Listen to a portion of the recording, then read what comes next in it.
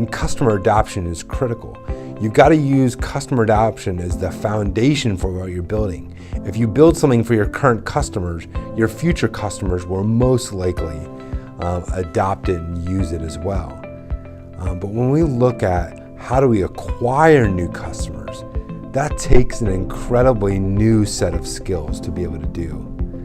We call it customer acquisition. We've got to drive traffic to the website through search engine optimization, through Google, through paid ads.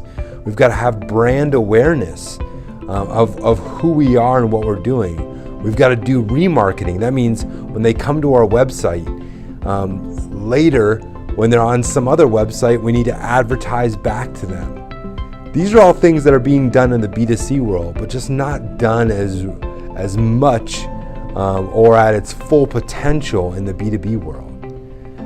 We then have to take that traffic and convert it.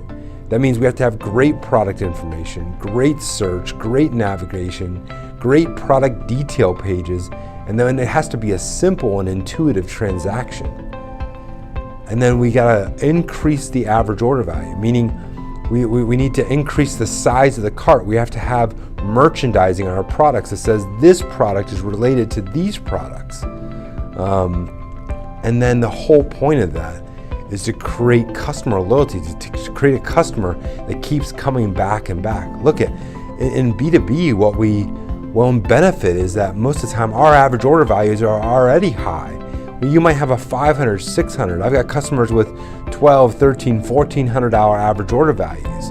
If we can look to increase that by 10 or 20%, we have this incredible opportunity.